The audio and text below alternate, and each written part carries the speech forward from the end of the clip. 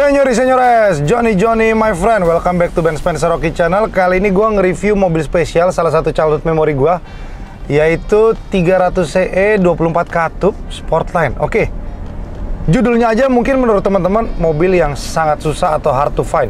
Tapi kalau lu tanya gue kondisinya, ini 7.700 miles dan memang waktu kita dapat sebegitu nggak dipakainya ya. Jadi karena kondisinya waktu itu Oma waktu itu dapat tahun 92 dari mendiang suami itu untuk kado ulang tahun si Oma. Wah, Oma berarti dari dulu udah terlahir makmur Om ya. Wah, gila. Ya, 300 CE 24 katup ini memang kalau lu nggak sengaja order secara inden pada saat itu agak susah untuk dapat spek seperti ini karena yang beredar secara agen tunggal pemegang merek atau secara resmi dari Mercy sendiri pun itu hanya 300 CE 16 valve. Kalaupun ada 24 valve, dia tidak ada yang versi varian Sportline karena kalau kita ngelihat by VIN number mobil ini tuh sebenarnya peruntukannya tuh untuk Great Britain. Jadi kalau ditanya, sorry tadi ada motor.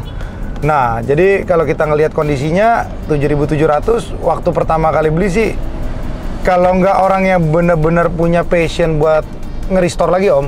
Jadi kalau kita bicara nge-restore tuh, restore itu bukan artinya joknya kita cat lagi atau nggak kita beliin perintilan-perintilan ya, tetapi nge-restore dalam kondisi mobil ini tuh berdebu Om selama 10 tahun.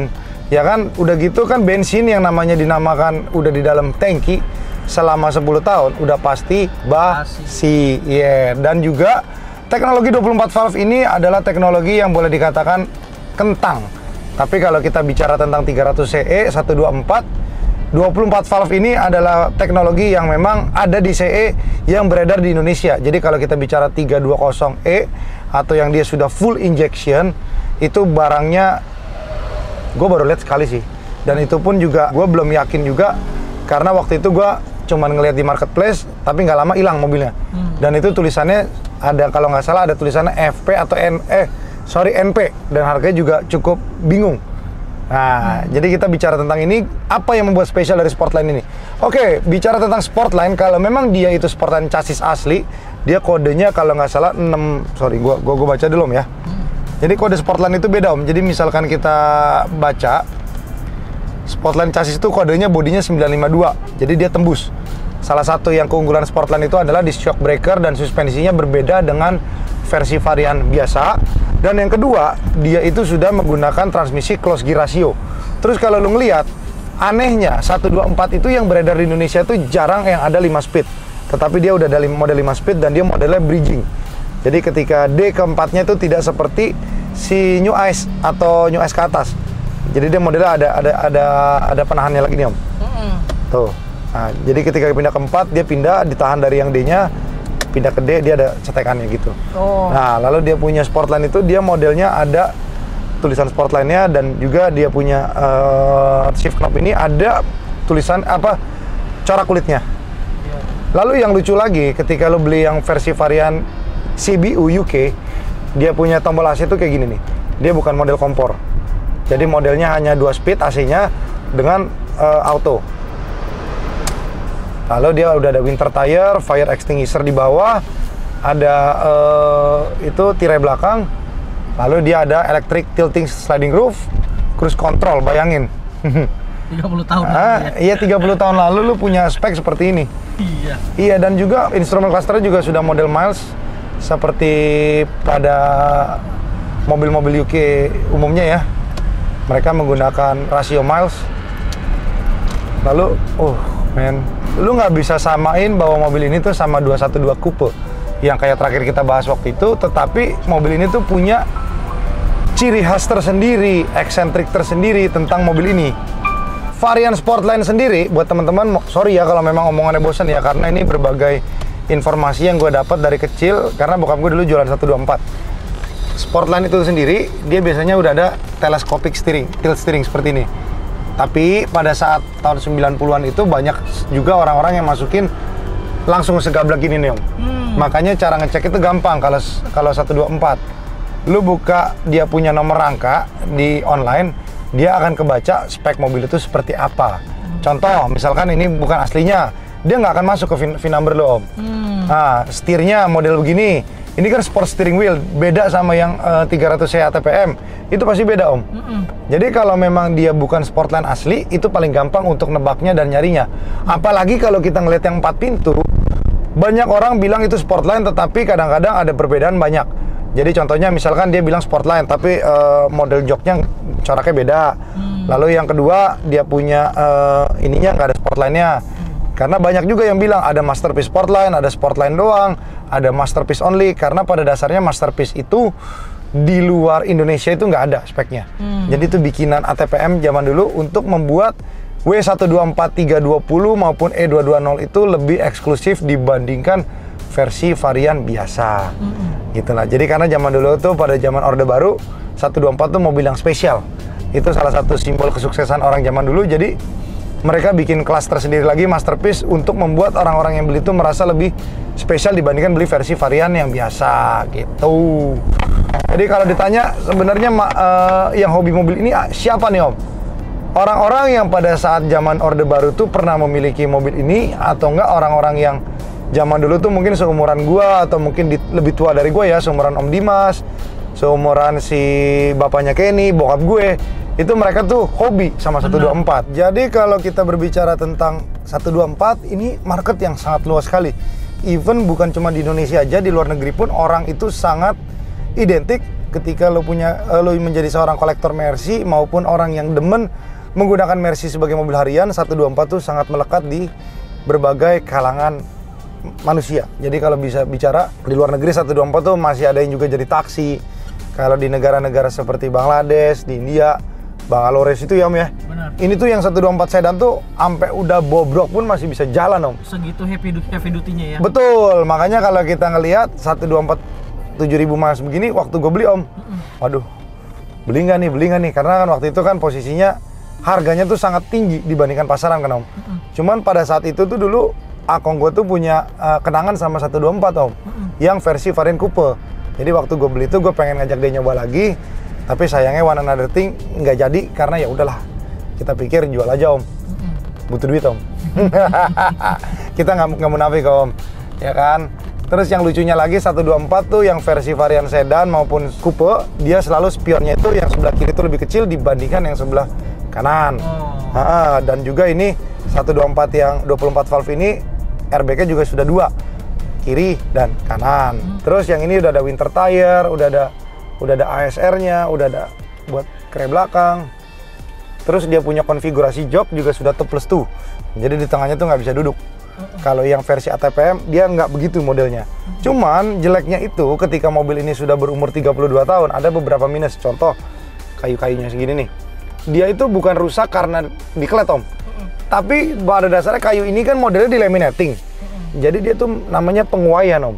Kalau udah kena cuaca, apalagi lembab, mobil ini nggak dibuka lama kan, dia lama-lama kangkat dan petak gitu loh. Bisa nggak direstorasi? Bisa, tapi kan gue lebih pingin, kalau interior tuh apa adanya begini, ngelihat semuanya oke. Mereka yang beli juga happy gitu loh, ngelihat kondisi aslinya. Ini juga masih bagus, biasanya ini udah pada rusak nih. Ininya tuh. Nah, terus dia punya udah ada heater seat.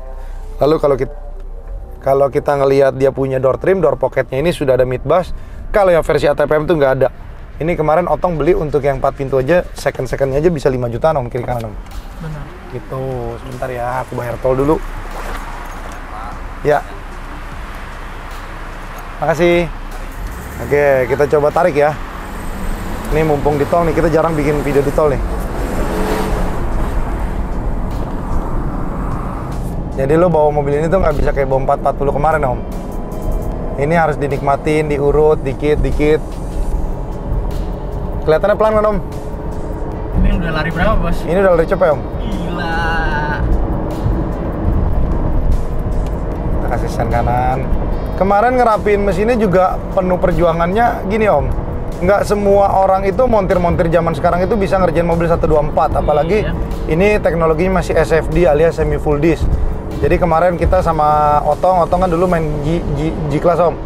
G-Class yang tahun tua. Jadi dia banyak beberapa teman-teman yang ngerti juga. Kayak ngurusin Matic-nya dia, 7227 kalau nggak salah kodenya. Dikuras olinya, terus tangkinya dikuras. Dia punya full pressure regulatornya dikalibrasi lagi. Itu nggak sembarangan orang bisa kerjain, Om. Karena montir-montir yang bisa ngerjain ini rata-rata tuh 30 tahun lalu tuh umurnya udah. Benar. Maaf ya Om ya, udah tua dan juga mungkin ada yang udah nggak kerja lagi ya kan? Ya, karena mereka yang biasanya ngerti itu, yang sekarang ini montir itu lebih ngerti Mercy teknologi 211 ke atas. Itu makanya nggak sembarangan orang juga bisa ngerjain. Jadi kalau ditanya Om, ini 7.000 ada PR lagi nggak untuk mesin? Bismillahirrahmanirrahim, harusnya udah nggak ada. Karena kemarin kita udah ngecek, dan kalau teman-teman ngikutin IG-nya Eurohouse tuh, mobil ini tuh udah hampir 4 bulan di Eurohouse tanpa kita iklanin, karena kita pengen tahu kira-kira PR-nya tuh apa aja kurang lebihnya. Kayak contoh ban itu gue juga galau kan Om. Peleknya ini masih bawaan orinya, sampai baut kuning dari cap dari dealer itu masih ada. Masih ada ya. Jadi kita ban juga nggak mau sembarangan. Kemarin kita nyari ukuran 205/55/15 itu nggak ada Om. Karena pelek ini tuh lebarnya, seingat gue itu lebar 8 atau lebar 7, dan ini tuh pelek bawaan khusus untuk Sportline. Ring 15. Jadi kalau lu tanya gue, ukuran ban dinaikin dikit tuh 205/60 enak gak? Pasti nggak enak. Nah ini kita tarik terus ya.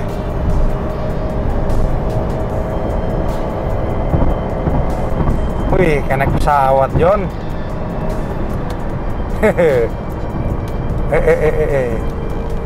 Oh, orang minggiran sendirinya, Om. Halus banget ya. Hah? Gila. Ya, 6 silinder, Om. Seger.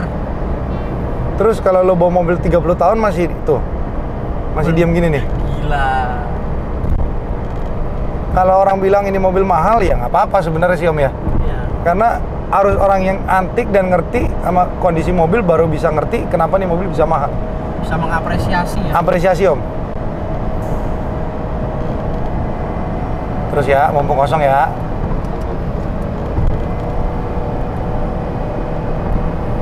$160.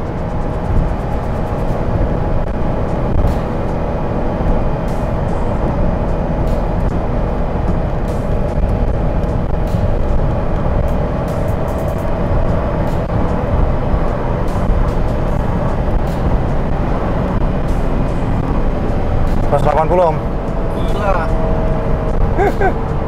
Nih habis jalanannya soalnya, sorry. Kita juga nggak boleh terlalu ngebut di sini Om. Sesehat itu ya. Hah? Sesehat itu ya. Iya. Nggak, waktu itu soalnya gini Om. Waktu kita beli mobil ini, itu memang kita nggak langsung nyalain juga. Yang pertama itu adalah waktu beli kita udah diomongin juga sama Angga, sama beberapa mekanik, jangan langsung dinyalain Ben. Mobil ini harus dikuras dulu tangkinya karena bensinnya udah pasti basi. Kemarin juga ada videonya kan tuh waktu dikeluarin Om. Itu hampir semuanya udah coklat gitu kan. Makanya tangkinya kita beresin, kita bersihin semuanya, baru kita nyalain. Itu pun nggak langsung enak mesinnya. Harus kalau bahasa anak-anak zaman sekarang tuh dituning dulu Om. Iya. Sampai ketemu formulasi yang benar-benar enak buat mesin ini. Jadi kalau lu tanya gue enak mana sama 212? Lu nggak usah nanya kayak begitu, lu kayak nanya apa ya? Om, enakan nidurin umur 60 apa umur 30 gitu ya kan? Tapi ketika lo nidurin umur 60, ya ini kan punya cerita dan memori tersendiri Om. Jadi makanya setiap mobil itu punya cerita, apalagi mobil-mobil yang boleh dikatakan sesuatu yang memiliki lambang kesuksesan, lambang happiness-nya seseorang. Makanya kalau kita cerita 124 tuh kayak gue dapat 226 Matic ya se-happy itu gitu loh. Cuman memang kalau buat orang-orang yang nggak demen atau nggak bisa ngerawat mobil tua, lebih baik lu jangan main mobil tua. Kenapa? Lu beli mobil tua, apalagi kalau lu paling bahaya itu jam 2 pagi Om. Jam 2 pagi lu lihat Reels itu kan paling gampang baca algoritma orang. Lu habis buka Mercy, sejam 2 jam kemudian lu lihatnya Mercy semua. Apalagi kalau lu megang duit, lu beli barang yang impulsive buying, sorry. Jadi lu beli, lu tanpa ngeliat, begitu lu beli, lu bete, lu ilfil. Karena nggak sesuai ekspektasi lo. Karena mobil tua itu kalau lu nggak kenal maka nggak sayang. Harus lihat bener-bener, dan juga ketika lu ngeliat, lu udah ngerti apa yang mau lu beli. Benar. Jangan sampai lu beli barang itu, lu bener-bener ya udah hanya karena FOMO, fear of missing out, teman-teman lu beli mobil tua, lu beli, dan akhirnya lu beli barang yang salah. Udah gitu lu ke bengkel, tambah salah lagi. Karena lu nggak ngerti apa yang disuruh ganti dan nggak harus diganti. Lu nggak mau tahu dan lu nggak mau peduli, lu cuma taunya mau bayar. Nah itu bahaya Om. Gitu, makanya buat teman-teman kalau bisa diteliti dulu sebelum membeli, karena kalau lu belinya salah-salah ya matang deh. Repot, iya gitu. Nanti kita lanjut lagi begitu nyampe ya. Oke, kita udah nyampe di Peak 2. Kenapa di Peak 2? Karena di sini banyak spot-spot untuk ngambil gambar yang bagus. Tapi gue juga mau cerita sedikit tentang mantan dari yang punya mobil ini, Om. Jadi waktu pertama kali ngelihat mobil ini juga waktu itu gue ajak Om Dimas, ajak Andre, sama Kenny ya. Kenny nggak ikut ya, Om ya? Kenny ikut dong. Ikut ya? Ikut. Ah iya, makanya waktu itu tantenya itu pertama nggak mau lepas, Om ya. Dia cuman nanya, karena waktu itu anaknya yang bilang, Om mau dijual mobilnya kan. Begitu ke rumah si tantenya, benar nih mau dijual. Kayak dia sayang gitu ya. Dia masih sayang banget. Iya, karena mobil ini salah satu kenangan terakhir dari almarhum suaminya kepada si tante. Jadi makanya cuman another thing, ketika lu punya barang yang lu nggak sempat ngurusin atau nggak mobil itu udah diem lama, pasti lu punya tekanan batin juga, Om, sama mobilnya. Ya kan, apalagi mungkin, maaf ya, ketika orang itu sudah berumur, mereka tidak mau mempunyai barang-barang duniawi yang bakal menjadi beban ketika harus, lo paham ya maksud gue, Om ya. Jadi makanya itu yang membuat si tante juga yakin, ya udah deh, dilepas aja. Toh juga waktu gue beli pun, gue tidak menekan harga karena I give her the offer that she cannot refuse. Lu ngerti gak maksud gue? Iya. Gue offering ke si tantenya, tante, berani segini, lebih dari yang lain, boleh nggak buat saya? Dan itu pun dia nggak langsung iyain, Om. Dia ngeliat dulu siapa nggak sih? Dia ngeliat gue siapa, dia nanya gue, kira-kira mobilnya bakal diapain, ya. Karena waktu itu gue juga ngomong begitu jadi, tante nanti kalau mau nyoba aja nggak apa-apa. Tapi belakangan gue ngontek udah agak susah juga kontaknya kan, karena mungkin kontaknya juga kan langsung ke anaknya, bukan ke tantenya langsung gitu. Terus begitu gue ke rumahnya waktu beli mobilnya, itu jam 8 malam, ngobrol tuh nggak berhenti, si tantenya tuh describing herself gitu loh. Jadi kayak dia cerita dulu dia muda pernah bawa mobil ini ke Puncak Pas sendirian. Puncak Pas John, Puncak Pas John, buka sunroof ya kan. Wih, gue bilang, wah berarti nih mobil walaupun dia baru 777 Om, 777 Johnny. Kuartet 7 ya, Om ya? Ya, udah pindah. Dapat kata dia, Om? Dapat. Nah, jadi kalau lu tanya gue 7.000 miles itu sekitar 15.000 km. Sorry, hampir 20.000. Puas gak pakainya? Ya udah pasti puas. Itulah dia pentingnya ketika lu punya mobil yang low km, belilah pelek sama ban yang sesuai ukurannya. Jadi lu bisa menikmati performa mobilnya tuh secara maksimal bawaan dari pabrik gitu, Om.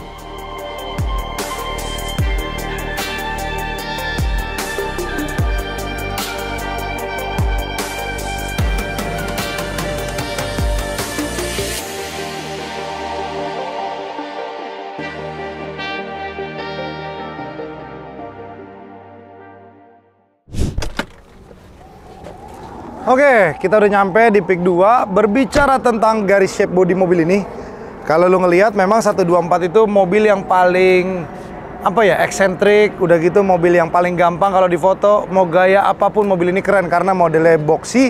Apalagi kalau kita berbicara tentang yang model coupe. Begitu lu lihat garis body sini nih, ini tuh lu mau lihat gaya apapun mobil ini, sebusuk apapun, maaf ya kalau mulut gua agak kasar ya, ketika lu beli mobil yang kondisinya amburadul pun lu pakai ini, lu tetap masih terlihat keren, John. Apalagi kalau lu kilometer baru belasan ribu seperti ini, atau mungkin setara dengan 7.700 miles. Jadi kalau lu lihat nih ya, mulai dari hitamnya di sini nih. Jadi dia bumper guard depan dan belakang ini modelnya warna plastik, membuat tampilan klasik di mobil ini tuh bener-bener ketara banget, John. Apalagi dia punya list bagasinya panjang. Sorry. Jadi kalau lu ngeliat, memang pada tahun 92 desainer Mercedes-Benz membuat mobil ini sedemikian rupa, sedemikian cantik. Ketika lu lihat mobil ini, wow, this is the one and this is my endless love. Jadi kalau lu cerita, kalau lu memang orang yang demen mobil, die hard Mercy, lu kayaknya kalau nggak punya 124 rasanya hidup lu tuh belum lengkap, John. Apalagi ketika lu sudah punya banyak uang, ya kan, lu pingin punya yang outstanding, yang nggak ada lagi orang punya spek, ya inilah dia W124, atau mungkin dikenal di luar negeri itu C124 Coupe Sportline Edition. Jadi kalau kita bicara tentang Sportline, itu udah kasta tertingginya 124 yang ada di Indonesia. Kalau di luar negeri mungkin sorry, kita bisa lihat AMG version, tapi kalau di Indonesia kita lihat AMG agak susah ya, kita cari 124 ya. Oke, kita coba buka. Dia punya kaca. Aduh, siluetnya John nih. Gue tutup dulu, John. Lu buka, disamperin pakai Cobra, John. Ya nggak, John? Nggak tuh, mantap, John. Jadi ini memang salah satu signature mobil-mobil coupe. Karena apa? Mobil yang pillarless alias cuma 2 pintu, itu jarak antara ini ke sini tuh panjang.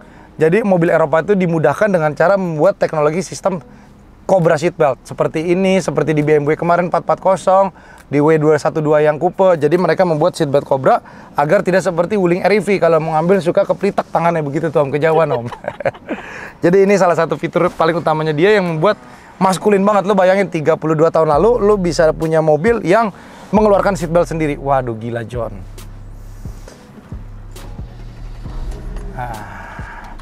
Lalu kalau kita ngelihat mesinnya, tadi gue juga sudah cerita tentang mesinnya sedikit. Kita buka dulu. Semua 124 itu pembukaan kap mesin tetap dari sebelah kiri. Jadi interface-nya maupun dia setir kanan maupun setir kiri semuanya tetap ada di sebelah kiri. Gitu. Wih, ini pintunya panjang, John.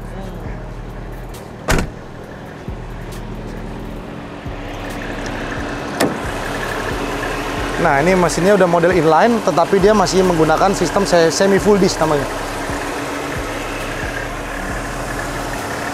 Ini perdam-perdamnya masih ada lengkap. Tuh, ininya juga masih ada lengkap. Jadi kalau lu cerita mobil ini 32 tahun ada PR nggak? Kebetulan PR-nya kemarin udah kita gilir satu-satu sampai beres. Jadi ya bismillahirrahmanirrahim, yang beli langsung, ini langsung udah nggak ada PR yang bakalan bikin lu puyeng kepala lagi, John. Jadi oli-oli semuanya udah diganti, full disc-nya juga udah dikalibrasi. Dan tadi gua ada sedikit ralat, Om. 24 valve dan 12 valve. 16 valve itu mobil Toyota, Om. Lalu kalau kita ngeliat tadi pelek gue dicerita, bannya juga gue ganti dengan 205 60 ring 15. Jadi kalau misalkan lu ganti 205 65 itu pasti bawaannya jadi lebih gendut daripada biasanya. Dan kalau lu ngelihat pelek ini adalah velg 8 hole khusus untuk Sportline. Kenapa dibilang 8 hole? 1, 2, 3, 4, 5, 6, 7, 8. Lalu dia 8 hole sendiri itu banyak versinya. Jadi pada saat manufacture Mercy, mereka itu membuat banyak pabrikan kayak modelnya tender zaman dulu. Jadi kalau lu bikin velg Mercy itu ada beberapa pabrikan, dan ini salah satu pelek yang ada part numbernya khusus untuk mobil Sportline. Jadi ring 15, lebar 7. Jadi kalau lu beli yang coupe maupun yang versi 4 pintu pun peleknya biasanya seperti ini, 15 kali 7, offsetnya kalau gua nggak salah inget tuh 41. Oke, tadi kayaknya belum puas kita bahas masalah interiornya. Lo kalau lihat, ini di bagian sininya itu dia bahannya semi kulit yang dipadukan dengan bahan sejenis, kalau mungkin bahasanya MDF. Tapi ini kan bikinan pabrik. Nah, ini yang gue bilang nih, ininya masih bagus. Cuman yang bagian sini nih terjadi penguaian nih. Jadi dia bangun. Kita biarin aja, nanti kalau kita ganti dia nggak bakal orisinil lagi. Tapi kalau lu lihat karpetnya masih original Mercy, terus lu lihat bojoknya nih. Kalau yang lain udah kayak keripik nih, John. Ini masih bagus, John. Tuh lihat tuh. Ya. Udah gitu di sini ada door pocket. Jadi modelnya begini, dan speakernya ini khusus untuk dibuat Mercy untuk sebagai mid bass di mobil-mobil 124. Jadi kalau lu lihat di Indonesia ini nggak ada nih, Om, yang model begini nih. Ini hanya ada di versi varian CBU, dan kalaupun lu mau beli pun ini harganya cukup mahal. Bagian belakang joknya juga berbeda dari yang versi 12 valve maupun yang 24 valve biasa. Nah, ini kalau lu lihat sini, dia ada lacinya lagi. Tuh. Pension American Express. Oh, dulunya si tante punya kartu Amex, Om. Ada ashtray. Tuh, modelnya begini. Jadi kalau lu tanya duduk bisa nggak? Ya bisa-bisa aja sih, Om. Kalau lu punya anak gini kan, tapi lu tega apa enggak gitu kan? Nah, di sini kita buka nih. Dia punya tirai. Sorry. Ini posisi duduknya, dan lu lihat nih joknya tuh masih mengkel banget, John. Asli, lu kalau lihat ini baunya tuh masih bau kulit, John. Tuh, lu duduk belakang pun lu masih bisa. Kalau di luar negeri kan orang tuh zaman dulu tuh ngerokok tuh kayak hal yang lumrah kan di mobil, Om. Jadi lo bisa taruh ashtray di sini, lo sambil gini nih. Anjay, gini. Wih, gila ya, asik ya. Jadi lo kalau anak-anak muda zaman dulu, Om, yang mungkin lahir tahun 70-an ya, naik mobil ini di umur 20-an, mungkin kalau dia masih jadi orang yang kaya, dia pingin banget punya mobil ini, Om. Karena zaman dulu kan lo ngegaul naik mobil ini kan lo masih punya kenangan di umur udah gocap lebih kan. Gitu. Ayo om yang gocap, cepet beli om mobil saya om. Jadi kurang lebih seperti itu aja. Buat teman-teman yang berminat sama mobil ini bisa langsung hubungin gua atau Kenny maupun Andre. Dan kalau teman-teman beruntung dapat mobil ini, semoga pembeli yang selanjutnya merawat dengan baik. Karena nyari mobil seperti ini ketika lu punya uang bisa, tetapi ketika lu tidak bisa merawat mobil seperti ini, akhirnya mobil ini menjadi malapetaka buat lu. Kenapa? Contoh misalnya lu beli mobil ini nih, lu diemin aja, lu jemur nih selama 3 tahun. Pasti akan jadi hancur, mulai dari karet-karetnya, ininya, semuanya jadi bule. Dan akhirnya mobil ini tidak bisa diapresiasi lagi oleh penggemar, oleh pembeli selanjutnya, sayang gitu ya. Oke, terima kasih semuanya, bye-bye.